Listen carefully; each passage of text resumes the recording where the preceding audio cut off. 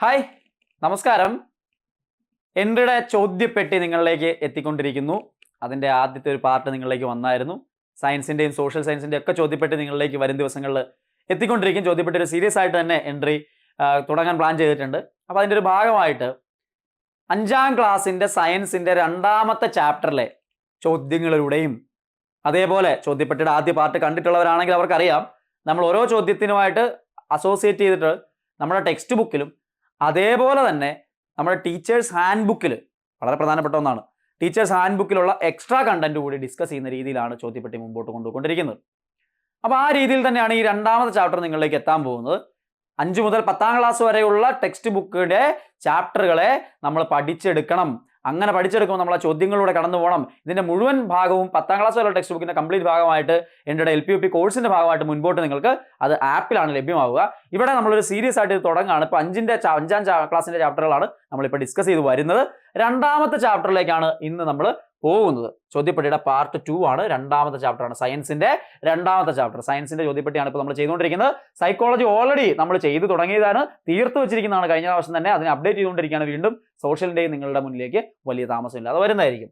വ്യാധികൾ പടരാതിരിക്കട്ടെ എന്ന് പറയുന്ന 2ാമത്തെ ചാപ്റ്ററാണ്. ഏറ്റവും ലേറ്റസ്റ്റ് CRTയുടെ ടെക്സ്റ്റ് ബുക്കിലൂടെയാണ് നമ്മൾ കടന്നു പോകുന്നത്. നിങ്ങളുടെ ഫീഡ്ബാക്സ് ഒക്കെ കഴിഞ്ഞതിൻ്റെ വീഡിയോയുടെ അടിയിൽ ഞാൻ കണ്ടിരുന്നു. തീർച്ചയായിട്ടും നമുക്ക് മെച്ചപ്പെട്ട രീതിയിൽ മുമ്പോട്ട് കൊണ്ടുപോകാൻ നിങ്ങൾ ഫീഡ്ബാക്സ് ഇനിയും തരണം. എന്തെല്ലാം മാറ്റങ്ങൾ വരുത്തണം എന്നുള്ളതിനെക്കുറിച്ച് നിങ്ങൾ ഫീഡ്ബാക്സ് പറയണം. തീർച്ചയായിട്ടും യൂസ്ഫുൾ ആവുന്നുണ്ടെങ്കിൽ നിങ്ങളുടെ പ്രോത്സാഹനം തന്നെയാണ് കൂടുതൽ മെച്ചപ്പെട്ട രീതിയിൽ കൊണ്ടുപോകാൻ നമ്മളെ സഹായിക്കുന്നത്. ആദ്യത്തെ ചോദ്യം, താഴെ കൊടുത്തിരിക്കുന്നവയിൽ മഹാമാരികൾക്ക് ഉദാഹരണം ഏത്? വസൂരി, പ്ലേഗ്, COVID-19 ഇവയെല്ലാം. നമുക്കറിയാം, മഹാമാരി കണ്ടവരാണ് നമ്മൾ, ഒരു കാലത്ത് കണ്ടവരാണ്. ഇതെല്ലാം മഹാമാരികൾ ഉൾപ്പെടുന്നതാണ്. ലേറ്റസ്റ്റ് ടെക്സ്റ്റ് ബുക്കിൽ ക്ലിയർ ആയിട്ട് അത് പറഞ്ഞിരിക്കുന്നത് നമുക്ക് കാണാനായിട്ട് സാധിക്കുകയും ചെയ്യും. അപ്പോൾ ഇമ്പോർട്ടൻ്റ് ആയിട്ടുള്ള ഒരു കൺസെപ്റ്റാണ്, അത് ഓർമ്മയിൽ ഉണ്ടാവണം. എന്താണ് മഹാമാരി? ഒരാളിൽ നിന്ന് മറ്റുള്ളവരിലേക്ക് പകരുന്ന രോഗങ്ങളെയാണ് പകർച്ചവ്യാധികൾ അഥവാ കമ്മ്യൂണിക്കബിൾ ഡിസീസസ് എന്ന് പറയുന്നത്. പകർച്ചവ്യാധികൾ ഒരാളിൽ നിന്ന് മറ്റൊരാളിലേക്ക് പകരും. നിങ്ങൾക്ക് എല്ലാവർക്കും അറിയാം. 5ാം ക്ലാസ് ആണെന്ന് വെച്ച് നിസ്സാരാന്ന് വിചാരിക്കണ്ട കേട്ടോ. ഇതിനകത്ത് ഒരുപാട് സാധനങ്ങൾ വരുന്നുണ്ട്. ഒരുപാട് ക്വസ്റ്റിൻ്റെ ഒരു കലവറ തന്നെയാണ് ഈ ചാപ്റ്റർ. എന്താ മഹാമാരി? പകർച്ചവ്യാധികൾ മറ്റു രാജ്യങ്ങളിലേക്കോ ഭൂഖണ്ഡങ്ങളിലേക്കോ വ്യാപിക്കുകയും നിരവധി ആളുകളെ ബാധിക്കുകയും ചെയ്താൽ അതിനെ മഹാമാരി അഥവാ പാൻഡമിക് എന്ന് വിളിക്കാം, അല്ലെ? COVID-19 പാൻഡമിക് നമ്മൾ കണ്ടവരാണ്. നമ്മൾ അതിജീവിച്ച ചില മഹാമാരികളാണ് വസൂരി, ക്ഷയം, പ്ലേഗ്, COVID-19 തുടങ്ങിയവ. ഇത് നോട്ട് ചെയ്ത് വെച്ചോ. അതാണ് ഇപ്പൊ ക്വസ്റ്റ്യൻ ആയിട്ട് നിങ്ങൾ കണ്ടത്. അപ്പൊ ടെക്സ്റ്റ് ബുക്കിൽ ഓരോ പേജിൽ നിന്നും എങ്ങനെയൊക്കെ ക്വസ്റ്റ്യൻ ഉണ്ടാക്കാവോ അതെല്ലാം MCQ ക്വസ്റ്റ്യൻ ആയിട്ട് നിങ്ങളിലേക്ക് എത്തിക്കുന്നു. അതോടൊപ്പം തന്നെ അതിനോട് അഡീഷണൽ ആയിട്ടുള്ള ഫാക്റ്റുകളും ഡിസ്കസ് ചെയ്ത് പോകുന്നു. ഇതാണ് ചോദ്യപ്പെട്ടിയുടെ രീതി. ഇനി 2ാമത്തത്, കാൻഡിസ, ക്രിപ്ബക്കോക്കസ്, ഹിസ്റ്റോപ്ലാസ്മ തുടങ്ങിയവ ഏത് സൂക്ഷ്മജീവി വിഭാഗത്തിൽ പെടുന്നു? കണ്ടോ, അത്ര എളുപ്പമൊന്നും അല്ല. റിപ്പീറ്റഡ് ആയിട്ട് വായിച്ചു പഠിക്കണം. റിപ്പീറ്റഡ് ആയിട്ട് ടെക്സ്റ്റ് ബുക്ക് വായിച്ചുകൊണ്ടേയിരിക്കണം. ക്വസ്റ്റ്യനുകൾ പരമാവധി ചെയ്തു പഠിക്കണം. ഈ ടേംസ് എല്ലാം അറിഞ്ഞിരിക്കണം. ബാക്ടീരിയ ആണോ, വൈറസ് ആണോ, ഫംഗസ് ആണോ, മൈക്രോപ്ലാസ്മയാണോ ഈ കൊടുത്തിരിക്കുന്നത്? കാൻഡിസ. ഈ കാൻഡിഡ് എന്നൊക്കെ പറയുന്നത് ഒരു ഓയിൽമെന്റിന്റെ പേരൊക്കെയാണ്. ചിലപ്പോൾ ഉപയോഗിക്കുന്നവരൊക്കെ ഉണ്ടാവും, അല്ലെങ്കിൽ പരിചയമുള്ള ആൾക്കാരുണ്ടാവും. കോമൺ ആയിട്ടുള്ള സ്കിൻ പ്രശ്നങ്ങൾക്കൊക്കെ നമുക്ക് ഉപയോഗിക്കാവുന്നതാണ്, ഫംഗൽ പ്രശ്നങ്ങൾക്കൊക്കെ ഉപയോഗിക്കാവുന്നതാണ്. അപ്പോൾ ഈ കൊടുത്തിരുന്ന ആൾക്കാരെല്ലാം എന്താണ്? ഈ കൊടുത്തിരുന്ന ആൾക്കാരെല്ലാം ഫംഗസുമായിട്ട് ബന്ധപ്പെട്ടാണ്. കാൻഡിസ, ക്രിപ്ബക്കോക്കസ്, ഹിസ്റ്റോപ്ലാസ്മ തുടങ്ങിയവ അതിനകത്ത്. കാൻഡിസ അല്ല, ശരിക്കും കാൻഡിഡ എന്നാണ് അതിന് പറയാ കേട്ടോ. അടുത്ത നമുക്ക് നോക്കാം. വസ്ത്രങ്ങളിൽ ബാധിക്കുന്ന കരിമ്പൻ ഡാഷാണ്. ഫംഗസ്, ബാക്ടീരിയ, വൈറസ് ഇവയൊന്നുമല്ല. കരിമ്പൻ എന്തിനു ഉദാഹരണം? അറിഞ്ഞിരിക്കണം, ഇമ്പോർട്ടൻ്റ് ആണ്, ബേസിക് ആണ്, ടെക്സ്റ്റ് ബുക്കിലുണ്ട്. അതും ഫംഗസ് ആണ്. അപ്പൊ ഫംഗസുകളുടെ ലോകം എന്ന് പറയുന്ന ഒരു ഭാഗം ആ ചാപ്റ്ററിൽ കൊടുത്തിട്ടുണ്ട്. നമുക്ക് പരിചിതമായിട്ടുള്ള റൊട്ടിപ്പൂപ്പൽ, നിങ്ങൾക്ക് സ്ക്രീൻ കാണാൻ ബുദ്ധിമുട്ടുണ്ട്, HD ഇട്ട് കാണണം കേട്ടോ. HD ഇട്ട് കാണുമ്പോൾ കറക്റ്റ് ആയിട്ട് ക്ലിയർ ആയിട്ട് കാണാൻ പറ്റും. വസ്ത്രങ്ങളെ ബാധിക്കുന്ന കരിമ്പൻ എന്നിവയെല്ലാം ഫംഗസുകളാണ്. മനുഷ്യന് രോഗമുണ്ടാക്കുന്ന സൂക്ഷ്മജീവികളായ ചില ഫംഗസുകളാണ്. കാൻഡിഡയാണ്, കാൻഡിസ എന്നായിരുന്നു അവിടെ കാണുന്നത്. കാൻഡിഡയാണ്, ഡായാണ്, നോട്ട് വെച്ചോ കേട്ടോ. കാൻഡിസ അല്ല, കാൻഡിഡയാണ്. കാൻഡിഡ, ക്രിപ്റ്റോകോക്കസ്, ഹിസ്റ്റോപ്ലാസ്മ തുടങ്ങിയവ മനുഷ്യന് രോഗമുണ്ടാക്കുന്ന സൂക്ഷ്മജീവികളിലായിട്ടുള്ള ഫംഗസുകളിൽ പെടുന്നവയാണ്. ഭക്ഷണമാക്കുന്ന കൂൺ മുതൽ കണ്ണുകൾ കൊണ്ട് കാണാൻ സാധിക്കാത്തവ വരെ ഉൾപ്പെടുന്നതാണ് ഫംഗസുകളുടെ ലോകം. ഓർത്തിരിക്കണേ. റൊട്ടിപ്പൂപ്പലും കരിമ്പനും കൂണും വരാത്തവരും കാൻഡിഡ, ക്രിപ്റ്റോകോക്കസ്, ഹിസ്റ്റോപ്ലാസ്മ തുടങ്ങിയവയൊക്കെ ഫംഗസുകൾക്ക് ഉദാഹരണമാണ്. നോട്ട് ചെയ്ത് വെച്ചു. ടെക്സ്റ്റ് ബുക്കിലുണ്ട്, ചോദ്യമായിട്ട് പ്രതീക്ഷിക്കാം. അടുത്തത്, പകരുന്ന രോഗങ്ങളിൽ പെടാത്തത്. Chicken pox, cholera, measles, cancer. പകരുന്ന രോഗങ്ങൾ. ചിക്കൻ ബോക്സ് പകരും, നിങ്ങൾക്കറിയാം. കോളറ പകരും നിങ്ങൾക്കറിയാം, മീസിൽസ് പകരും. പക്ഷെ ക്യാൻസർ ഒരാളിൽ നിന്ന് മറ്റൊരാളിലേക്ക് പകരുന്നതാണോ? അല്ല. അപ്പൊ ഓപ്ഷൻ ഡി ക്യാൻസർ ആണ്. അങ്ങനെയാണെങ്കിൽ ഇത് കണ്ടോ, ഇത് നിങ്ങൾ ടെക്സ്റ്റ് ബുക്കിൽ ഇല്ല, പക്ഷെ ഇത് ടീച്ചേഴ്സ് ഹാൻഡ് ബുക്കിലുണ്ട്. അവിടെ നിന്ന് എടുത്ത കണ്ടന്റ് ആയത്. ഇത് ക്വസ്റ്റ്യൻ ആയിട്ട് നമുക്ക് പ്രതീക്ഷിക്കാം. പകരുന്ന രോഗങ്ങളുടെ ലിസ്റ്റ് നിങ്ങൾക്ക് അറിയാവുന്നവരെ തന്നെ എളുപ്പം സിമ്പിൾ ആയിട്ട് പഠിക്കുന്നതൊന്നും കാണാൻ പഠിക്കേണ്ടതായില്ല. നിങ്ങൾക്ക് അറിയാം, ചിക്കൻ ബോക്സും ഡെങ്കിപ്പനിയും മഞ്ഞപ്പിത്തവും ചിക്കൻ ഗുനിയും കോളറയും ടൈഫോയിഡും ക്ഷയവും മീസിൽസും ചെങ്കണ്ണും എലിപ്പനിയും മലേറിയയും എയ്ഡ്സും എല്ലാം പകരുന്ന രോഗങ്ങളിൽ പെടുന്നവയാണ്. സിമ്പിൾ അല്ലേ? നമുക്കറിയാവുന്ന പകരുന്ന രോഗങ്ങളുടെ ലിസ്റ്റ് തന്നെയാണ്. പക്ഷെ ക്യാൻസർ ആവട്ടെ, പ്രമേഹമാവട്ടെ, ഹൃദ്രോഗമാവട്ടെ, കിഡ്നി സ്റ്റോണോ, തിമിരമോ, ഹൈപ്പർ ടെൻഷനോ, അപസ്മാരമോ, ആസ്മയോ, ഗ്യാസ് ട്രബിളോ, മാനസിക രോഗങ്ങളോ, അൽഷിമേഷ്യസ് പോലുള്ള രോഗങ്ങളോ, ഫാറ്റി ലിവറോ ഒന്നും ഒരാളിൽ നിന്ന് മറ്റൊരാളിലേക്ക് പകരുന്നില്ല. വളരെ സിമ്പിൾ ആയിട്ടുള്ള ക്ലാസിഫിക്കേഷൻ ആണ്. അത് വെച്ചിട്ടുള്ള സിമ്പിൾ ക്വസ്റ്റ്യൻ ആണ് ഇപ്പോൾ നിങ്ങൾ കണ്ടത്. അങ്ങനെയാണ് അടുത്തൊരു ചോദ്യത്തിലേക്ക് പോവാം. താഴെ നൽകിയിരിക്കുന്നവയിൽ ബാക്ടീരിയ പകർത്തുന്ന രോഗങ്ങൾക്ക് ഉദാഹരണം അല്ലാത്തത്. അപ്പൊ ബാക്ടീരിയ പരത്തുന്ന രോഗങ്ങൾക്ക് ഉദാഹരണം അല്ലാത്തതാണ്. ഉദാഹരണം ആണെന്നുള്ളതല്ല, ഉദാഹരണം അല്ലാത്തത്.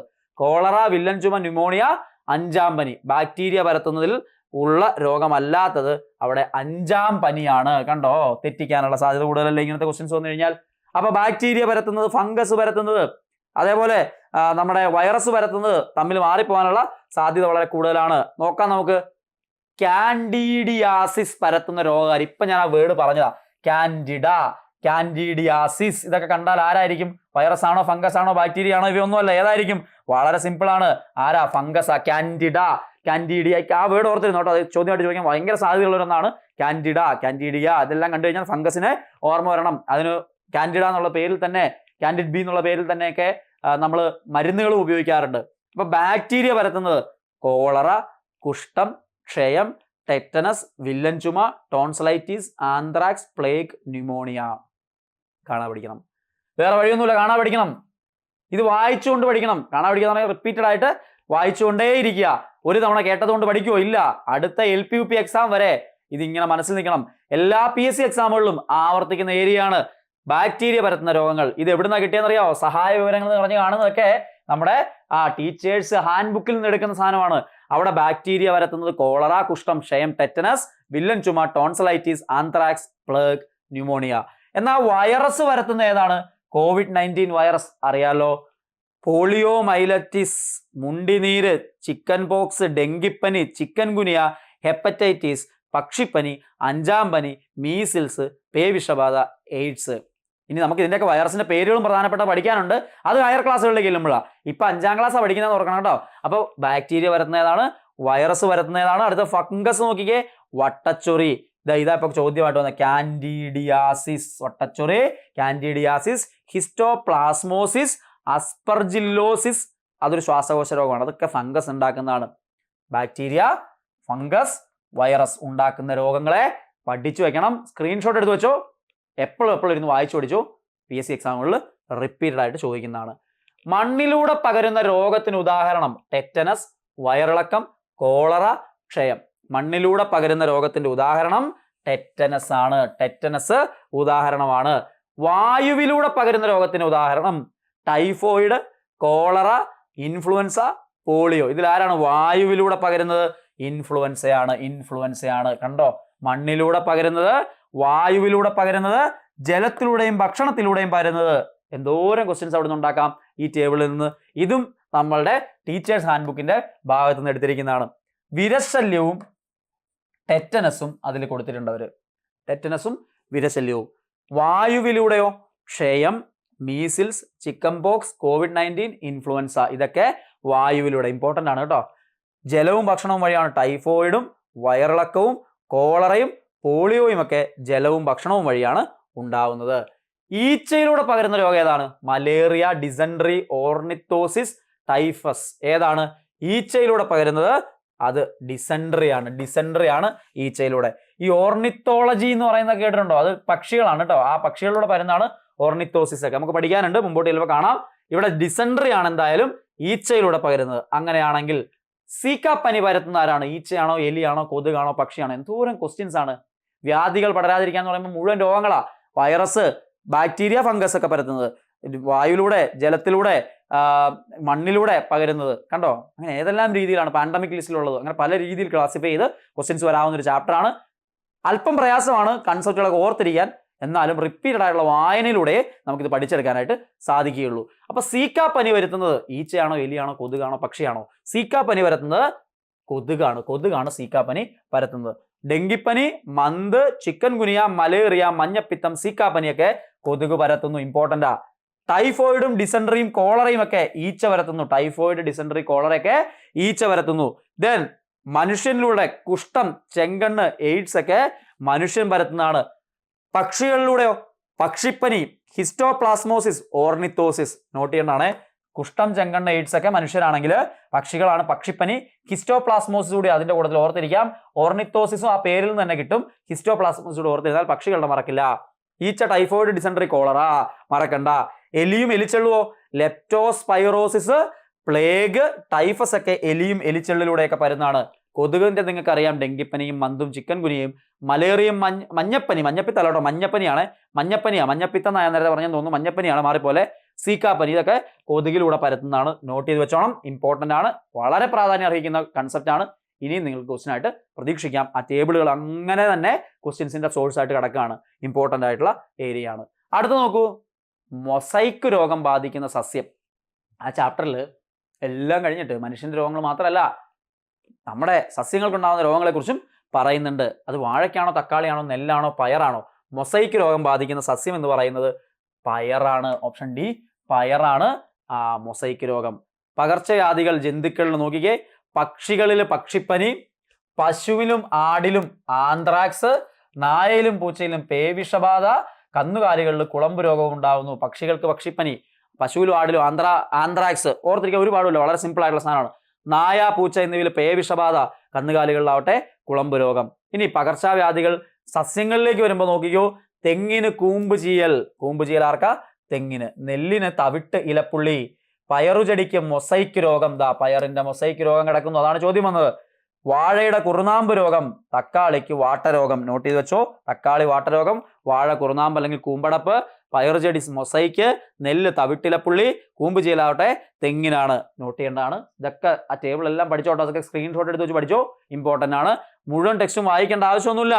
ഈ തരുന്ന സാധനം ഫുള്ളായിട്ട് പഠിച്ചാൽ മതി, ക്ലിയർ ആയിട്ട് പോകും. എൻട്രിയിലെ കോഴ്സിന്റെ ഭാഗമായിട്ട് LP-UP കൊടുക്കുന്ന ഒരു 3 സ്റ്റെപ്പ് പ്രോസസ്സാ. ആദ്യത്തെ ലെവലിൽ SCRT ടെക്സ്റ്റ് ബുക്കുകൾ വെച്ചിട്ട് സിലബസ് കംപ്ലീറ്റ് തീർത്തരും. രണ്ടാമത്തെ ലെവലിലേക്ക് വരുമ്പോഴാണ് ഇതുപോലെ ചോദ്യപ്പെട്ടിയായിട്ട് ക്വസ്റ്റ്യൻ ഡിസ്കഷനിലൂടെ നമ്മൾ പോകും. മൂന്നാമത്തെ ലെവലിലേക്ക് വരുമ്പോൾ റാങ്ക് മേക്കിംഗ് ലെവലിലേക്ക് ഉയരാൻ നിങ്ങൾക്ക് സാധിക്കും. അങ്ങനെയാണ് കോഴ്സ് പോയിക്കൊണ്ടിരിക്കുന്നത്. LP-UP ഏറ്റവും ബെസ്റ്റ് കോഴ്സ് എൻട്രി ഇപ്പോൾ പ്രൊവൈഡ് ചെയ്യുന്നുണ്ട്. നിങ്ങൾക്ക് അതിന്റെ ഭാഗമാകാം. BCG വാക്സിൻ ഏത് രോഗത്തിന് എതിരെയുള്ളതാണ്? പോളിയോ ആണോ, മഞ്ഞപ്പിത്തമാണോ, ക്ഷയമാണോ, ഡയറിയാണോ? BCG വാക്സിൻ എന്ന് പറയുമ്പോൾ ക്ഷയത്തിന് വേണ്ടിയിട്ടുള്ളതാണ്. നോട്ട് ചെയ്യണേ. വാക്സിനുകളെ കുറിച്ച് ചോദ്യം പണ്ട് തൊട്ടേ PSC ചോദിക്കാറുള്ളതാണ്. ഇമ്പോർട്ടന്റ് ആയിട്ടുള്ള കൺസെപ്റ്റ് ആണ്. താഴെ കൊടുത്തിരിക്കുന്നവയിൽ പോളിയോക്ക് എതിരെയുള്ള vaccine OVP, FIPV, A and B ഇവയൊന്നുമല്ല. കൊടുത്തിരിക്കുന്നതിൽ പോളിയോയ്ക്ക് എതിരായിട്ടുള്ള വാക്സിൻ ഏതാണ് എന്നുള്ളതാണ് ചോദ്യം. തീർച്ചയായിട്ടും അത് ഏതൊക്കെയാണെന്ന് നോക്കാം നമുക്ക്.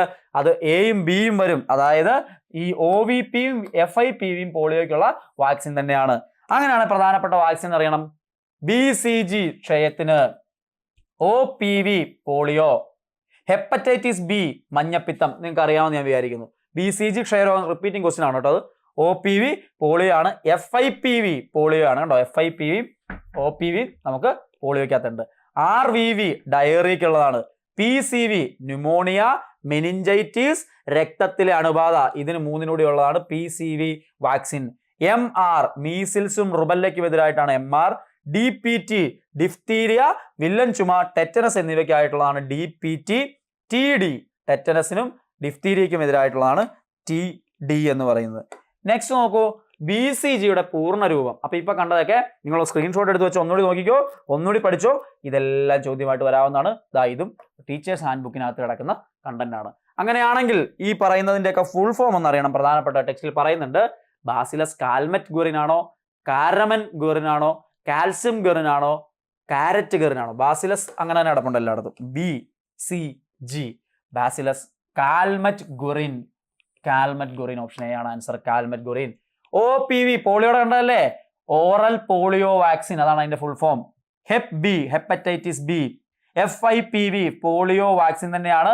ഫ്രാക്ഷണൽ ഡോസ് ആണ് FIPV എന്ന് പറയുന്നത്. RVV rotavirus vaccine. RVV full ഫോമുകൾ പഠിച്ചു വെക്കണം, ഇമ്പോർട്ടന്റ് ആണ്. PCV pneumococcal conjugate vaccine, MR measles rubella vaccine, DPT diphtheria pertussis tetanus vaccine, TD tetanus diphtheria vaccine. Most important ആയിട്ടുള്ള ടോപ്പിക്കുകളാണ്, പഠിച്ച് തീർത്ത് വേണം പോകാനായിട്ട്. ഏറ്റവും ഇമ്പോർട്ടൻ്റ് ആയിട്ട് പഠിക്കേണ്ട കണ്ടന്റ് എന്ന് പറയുന്നത് നിങ്ങൾക്ക് എല്ലാവർക്കും അറിയാവുന്ന പോലെ SCERT ടെക്സ്റ്റ് ബുക്കുകൾ തന്നെയാണ്. ഈ SCERT ടെക്സ്റ്റ് ബുക്കുകളെ സമഗ്രമായി ഓരോ ചാപ്റ്ററായിട്ട് നമ്മൾ പഠിച്ചു പോകുന്നതാണ് ചോദ്യപ്പെട്ടിയുടെ രീതി. കുറച്ച് നാളുകൾക്ക് മുമ്പ് ഒന്നാമത്തെ ചാപ്റ്റർ സയൻസിന്റെ 5ാം ക്ലാസ്സിലെ ചാപ്റ്റർ നമ്മൾ ഡിസ്കസ് ചെയ്തിട്ടുണ്ടായിരുന്നു. ഇപ്പോൾ രണ്ടാമത്തെ ചാപ്റ്റർ ഡിസ്കസ് ചെയ്തിരിക്കുന്നു. നിങ്ങളുടെ ഫീഡ്ബാക്ക് വേണം. ഇങ്ങനെ കണ്ടിന്യൂസ് ആയിട്ട് വരും, സയൻസ് വരും, അതിന് പുറകെ സോഷ്യൽ സയൻസ് വരും, ഓരോന്നായിട്ട് വരും. എൻട്രിയുടെ ആപ്പിൽ ഇത് കംപ്ലീറ്റ് ആയിട്ട് നിങ്ങൾക്ക് എക്സാമിന് മുമ്പ് അവൈലബിൾ ആവും. ഏറ്റവും മികച്ച രീതിയിൽ പഠിക്കാൻ എൻട്രി നിങ്ങളുടെ കൂടെയുണ്ട്. LP UP വരെ ഇത് നിങ്ങൾ കണ്ടിന്യൂ ചെയ്യുക. വീണ്ടും കാണാം. നിങ്ങളുടെ ഫീഡ്ബാക്ക് പ്രതീക്ഷിക്കുന്നു. എല്ലാവർക്കും നന്ദി.